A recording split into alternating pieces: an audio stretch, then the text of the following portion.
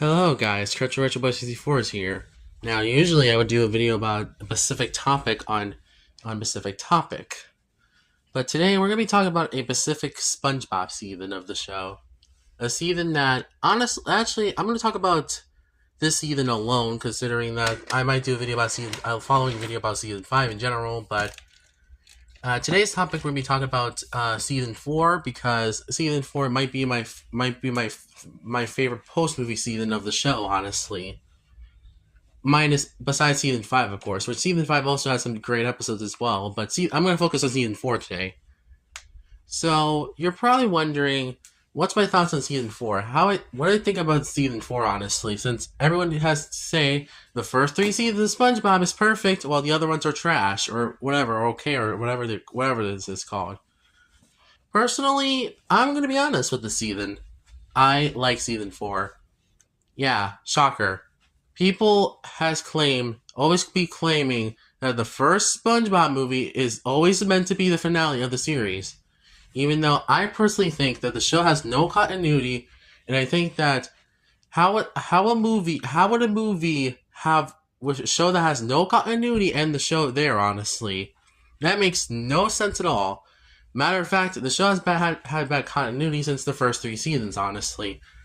And yes, I will admit that this show has no continuity, and it doesn't care about any continuity at all. I mean, the first movie has a few problems that I feel like that need to be addressed in a video talking about why I like Sponge Underwater better than the first movie, honestly. Because I feel like Sponge Underwater does a lot of things better than the first movie, in my opinion, honestly. But that's for another video, of course. Of course. What was I talking about today? Oh yeah, I was talking about season 4. So, I actually have season 4 on DVD anyway. And what's my history of season 4 on? What's the history of season 4, honestly? Well, if you guys don't know, that the show's original run ended production in 2002 with season 3. And the last episode produced before the first movie was Pranks a Lot in August of 2002. That means that SpongeBob season 3 had to air the rest of the episodes throughout 2003 and 2004, respectively.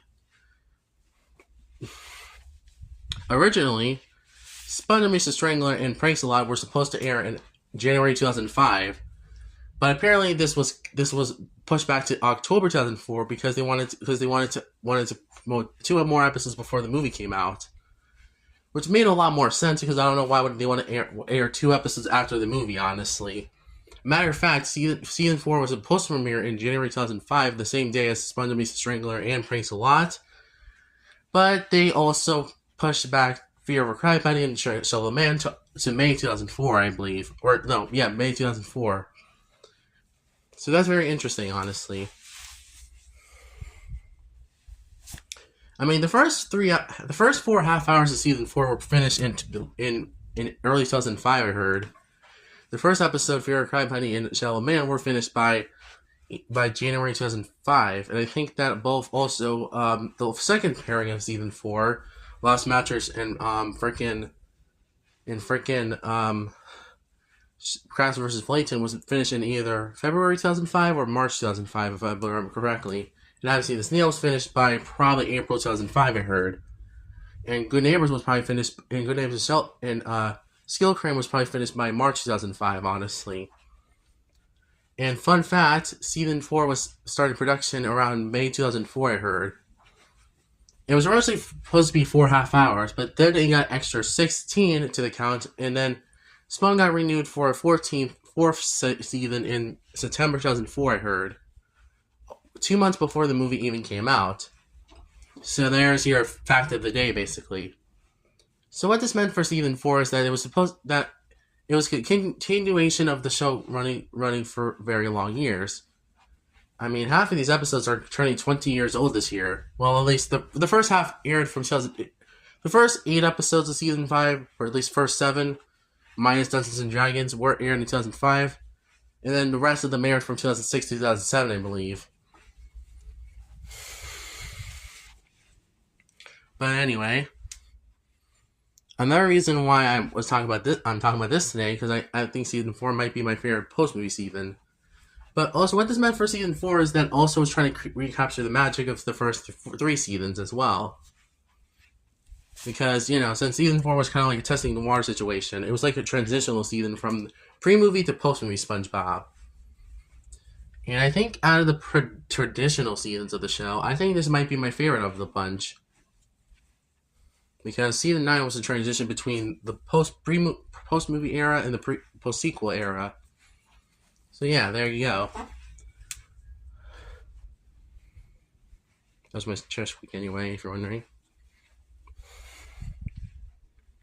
But anyway, okay, let's see what else I can talk about season 4 for when it production wise.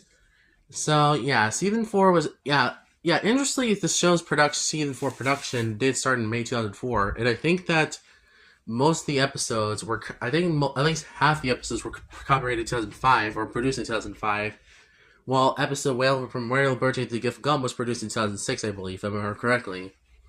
So that's very interesting. That's very interesting, in my opinion. That's very interesting. The first 10 episodes were produced in 2005, while the rest of them was produced in 2006, I believe. So that's very interesting. But what is also meant for season 4 is that also, despite trying to also recreate the magic of the first 3 seasons, it also led to episodes being rushed out the door than usual, honestly. See, starting with the post-movie era, and probably even, I don't think this is the case with post-sequel Spongebob. Post-movie Spongebob is when the episodes keeps getting rushed out the door by Nickelodeon because they want to keep ordering more episodes. Which is not a very good thing when you're making a show like Spongebob, personally. Whoever the executives at Nickelodeon decided to rush out these episodes were pretty much, I feel like the writers were on a tight schedule, honestly. They don't get much time to write some of these episodes, to be honest. This is most notable with season 6 because I could tell like half of the episodes were either finished or some of them felt like rushed out the door. Like the specials in season 6, for example. And season 5 to extent 2 as well. And even season 7, 8, and 9A, honestly. But it feels like that post-movie SpongeBob had a lot of potential to be good, but I felt like that it fell short, honestly, in my opinion, honestly. But anyway, here's another thing I also think about when I think about season 4 is that I think that also this meant like specials were being pushed out more often, honestly, or at least big episode events were being pushed out more often. Starting with Where's Gary Lost in Time, and the first event of the first big huge overhyped episode era event was Best Day Ever, which was basically a 24-hour marathon leading up to the Best Day Ever episode from season 4, which is ironically the season 4 finale, right? Pairing up with the Gift of Gum episode. Interestingly, honestly.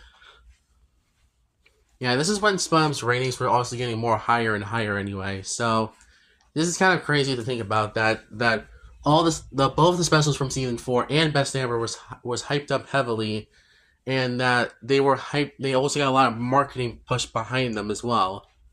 And Best Day Ever was the most hyped up episode of the bunch out of the 3 episodes in this season. So that's kind of interesting to think about, huh? Anyway.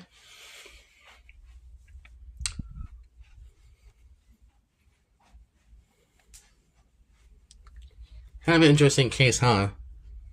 But anyway, another thing about season 4 is that also, it meant also the characterization of the cast was starting to was getting a little bit better from season 2 and 3. I mean, for example, SpongeBob's characterization was a straight man in season 3, but then he turned back. But then his childlike wonder was cranked up to 11 in the season 4, I believe, after the first movie, which had a lot of his childlike wonder pushed to the mask, I believe. And Patrick's stupidity was getting a lot better. I think Patrick in season 4 was kind of a pretty alright character, honestly. He was mostly funny in season 4 for me, honestly. Just as funny as the first 3 seasons for me, honestly. But Mr. Krabs, on the other hand, unfortunately, his cheapness started to show in this season as well. Just like season 2 and 3, honestly. But at least it's not as bad as it was in season 6 through 9A, honestly. And also season 5 as well, anyway, if you're wondering. I can tell that the Nickelodeon was pushing flannerizing Mr. Krabs a little bit too much, honestly. With episodes like Will Birthday and even Selling Out as well, where he cares about more about money than his employees or even his daughter. Which is kind of crazy to think about, huh? But those are the only two examples of Mr. Krabs being flarized in season 4. Because most of the he's consistent in the season, honestly. He's mostly consistent in the season as well. Way better than how Mr. Krabs was in season 2 and 3, honestly. That's kind of funny to think about. He still has his pre-movie traits as well, so that's kind of cool. This is also where we learn about Mr. Krabs' backstory about being a pirate, honestly, as well. And also about the backstory of him being friends with Plankton as well. Or at least being hinted at in this season, with episodes like New Leaf and Best Frenemies. This will be pushed to the extreme in the episode Friend or Foe from season 5, which is the season 5 premiere, I believe, if I remember correctly. Though it's not the first episode that aired in season 5, though, however. So yeah, interesting to think about, huh?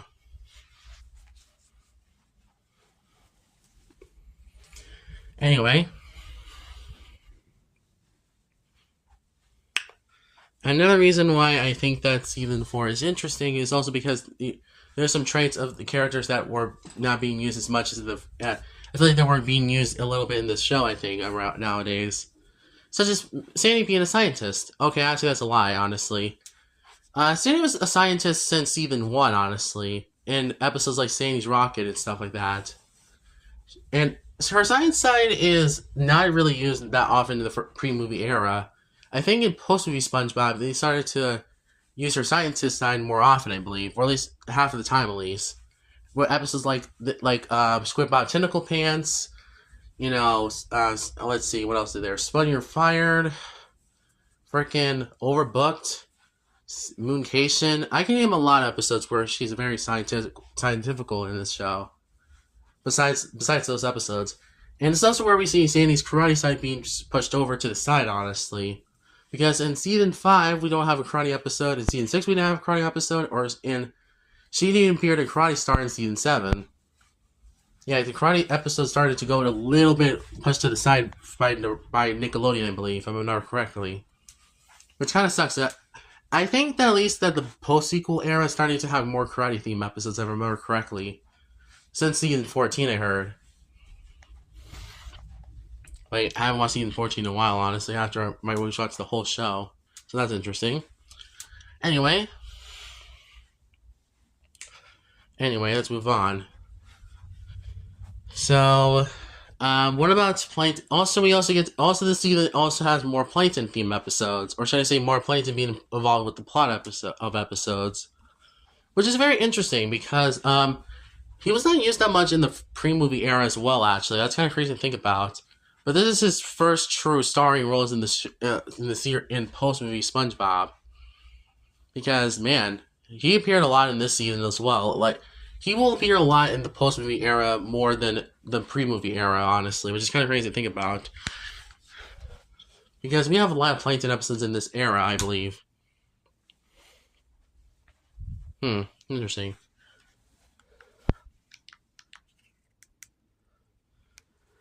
That's kind of interesting to think about, right? Anyway, let's move on. So another reason, another character that actually got has changed after the first movie, honestly, is some of the side characters like Pearl and not Pearl. Another main character that changed over time was Pearl, I believe, if I remember correctly. Pearl is still a teenage daughter of Mr. Krabs, and she's still a bratty kid. But I can tell that in episodes like Selling Out and Best Frenemies, that her characterization was kind of more being bratty, honestly, sometimes. Which isn't a bad thing, but it kind of shows kind of a concern a little bit, if I'm being honest to me. No, it's not a major concern, but it's just something that I kind of didn't notice with this era.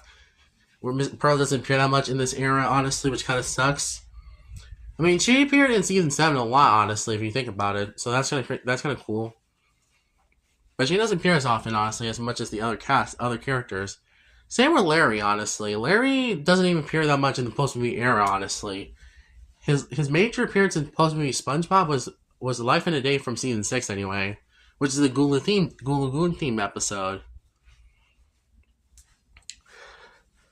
But I think that's all the major concerns about like post movie SpongeBob. Honestly, like what things to come. Honestly, but also this is the season that also has more gross out episodes. At least two of them. At least for right now, until I find a third one. I don't think there's any more. I don't think they have any more gross out episodes in this season. I believe the only two I can name is Squidbot Tentacle Pants and the Gift of Gum episode, which are two gross out themed episodes.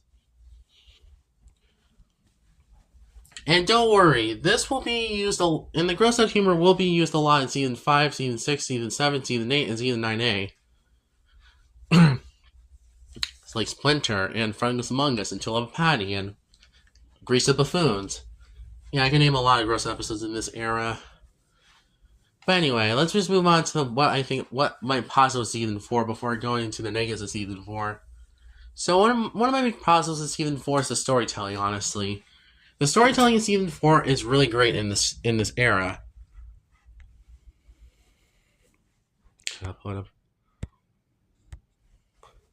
Like this era this season clearly had a lot more storytelling in episodes than comedy, honestly. Which I thought was a good choice for Nickelodeon wise, honestly. Because personally, I do prefer sometimes storytelling over comedy sometimes, honestly.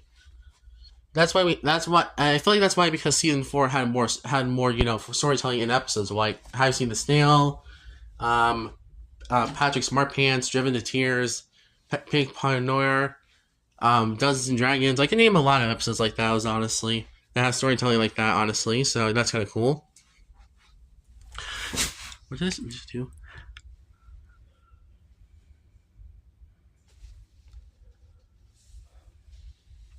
Oh, hold on, I need to fix this real quick.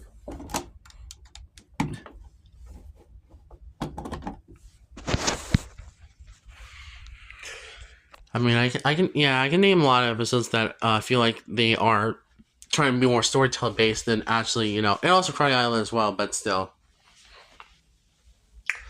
But, I feel like these episodes were just more storytelling based than actually being an actual funny episode, honestly, which is a nice change of pace from usual. I do prefer storytelling sometimes over comedy, like I said. But I think this is why I think Season 4 might be a little bit better than the first three seasons sometimes, honestly, in my opinion. When it comes to, like, storytelling-wise. And don't give me... I also want to talk about the animation of Season 4, honestly. Season 4 looks expressively as heck, honestly. The first half and the second half look sure, they don't look identical, but they look awesome, honestly, in my opinion. Season 4 as a season looks expressive as heck, honestly. Or did I just already say that? I think I just did, sorry. But I think that it shows that the season has a lot of strengths compared to like the rest of the post-movie era. Which has more stiff-looking animation, more mean-spirited humor, and stuff like that. Which is kind of not a good sign for the rest of this era. When I talk about those seasons. Well, Season 5 I'm actually not worried about, because I actually like Season 5 a lot as well, but, still, of course. But anyway, let's move on. So, another thing I like about Season 4 is I also like the characterization of the cast, honestly. Sure, you can argue that SpongeBob's characterization got worse in this era of SpongeBob, like post-movie SpongeBob. But I personally think Season 4 does a good job at showcasing his childlike wonder, honestly, like the first movie did. And Patrick, even though he's still pretty stupid and idiotic in the season, he's not mean-spirited in the season as much as Season 2 and 3, honestly. Because, man, Season 2 had, like, a bunch of Patrick episodes that are basically him being a jerk for no reason whatsoever. Like, I'm with Stupid, Grandma's Kisses, Dumped, and etc. 3 of them being my bottom 3 of Season 3. I mean, the Season 2 I meant. Sorry if I said Season 3. I didn't mean to say Season 3. I meant to say Season 2. And also, Sir Patrick had also some appearances in Season 3 that also shows him being kind of unlikable. But those are the only... But Season 3 only is pretty tame with him being a jerk, honestly, sometimes, at least. Compared to Season 2, honestly.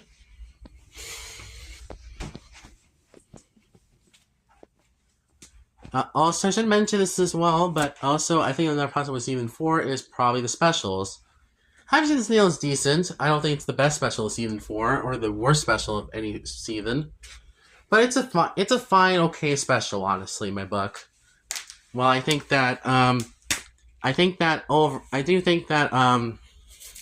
Dungeons and Dragons, on the other hand, is peak fiction. Honestly, it's also one of my favorite episodes of the entire show. Honestly, so that's kind of a good sign. Because I think that season 4 overall has a lot of good episodes in them. Honestly, yeah, season 4 has probably Dungeons and Dragons might be one of my favorite episodes of SpongeBob.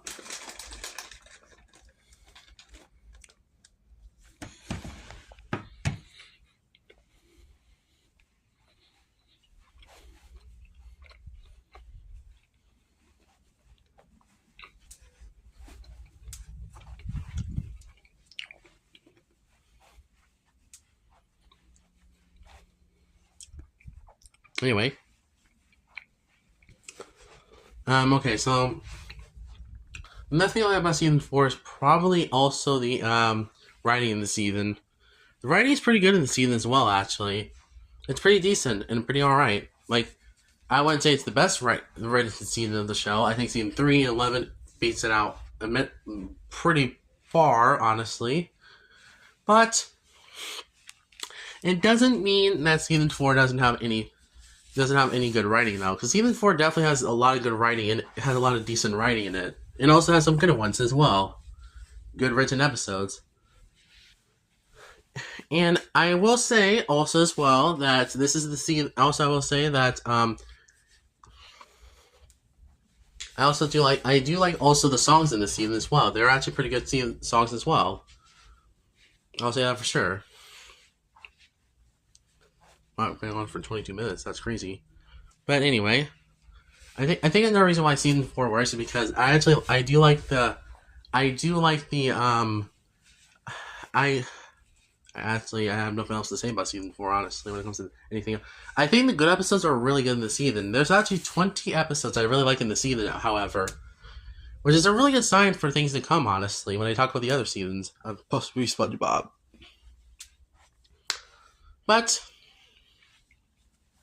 But then things start to go a little. But then season 4 has some pretty bad stinkers. But I'll talk about that when I talk about negatives of season 4. And I think that's the last positive I have with season 4, honestly. Because I think everyone has already talked about season 4 being actually really good, honestly, and being underrated. But I guess I can talk about the negatives of season 4, honestly. I don't know if I have much negatives I can talk about, because I do have a little problems with the season, but most of the problems are kind of minor and not that much affect the season. Well, okay, maybe some do affect the season, but still. First of all, I think the bad episodes are really bad or worse than the first 3 seasons, honestly. But they're not outright horrible episodes, honestly. Except for good neighbors, of course, which I do not like that episode at all, and I really hate that episode for reasons that I don't really like it too much. And all of that glitters as well. That episode also sucked hard, but still.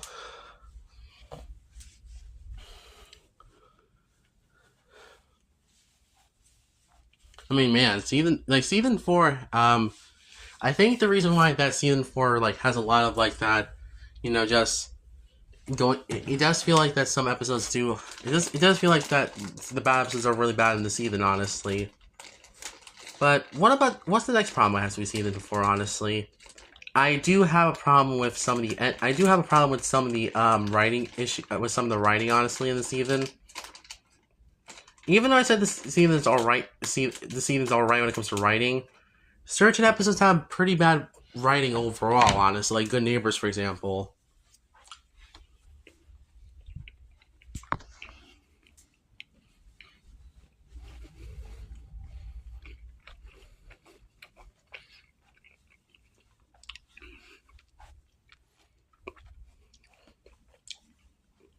Like, seriously. Like, Good Neighbors and All That Glitters might be the worst episodes of season 4, in my opinion, honestly, because they're definitely bad episodes in general. I don't know. I just don't know, honestly, when it comes to. I just don't know what else I have.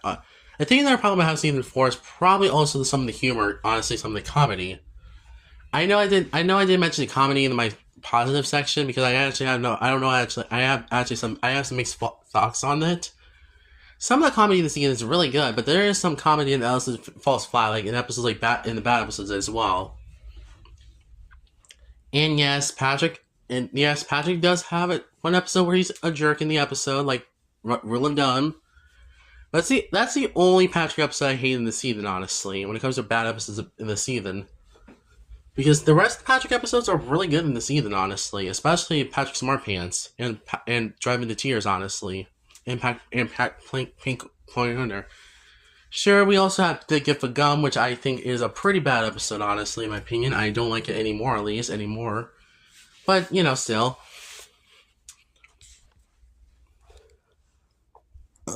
Excuse me. But overall, I think that this season does, pretty soon. I don't know.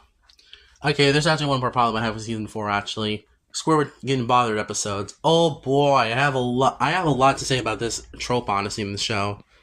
I'm gonna say it, I hate this trope in the show. I really do. Every time there's a Squidward gets bothered episode, you know it's gonna be terrible as heck, honestly.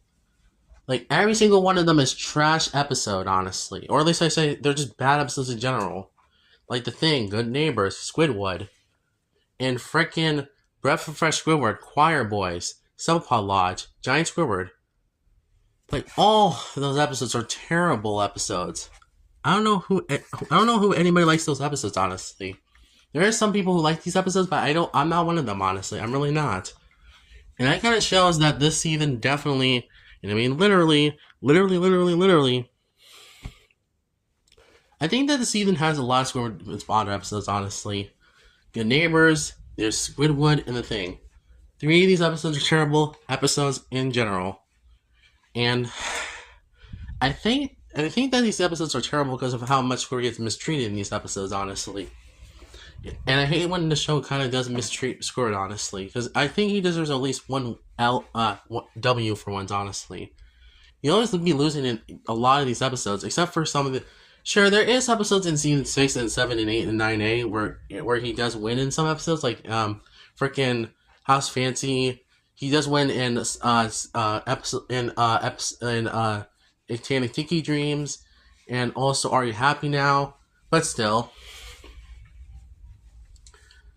most of the time he usually gets mistreated poorly in the episodes, honestly, for no reason whatsoever, just because he wants to enjoy his day or something like that. But that's yeah. But overall, that's all my. I do think some of these problems do. Also, I think season 4 also kind of does. This won't be a problem that also has that I will also bring up in my season 5 video.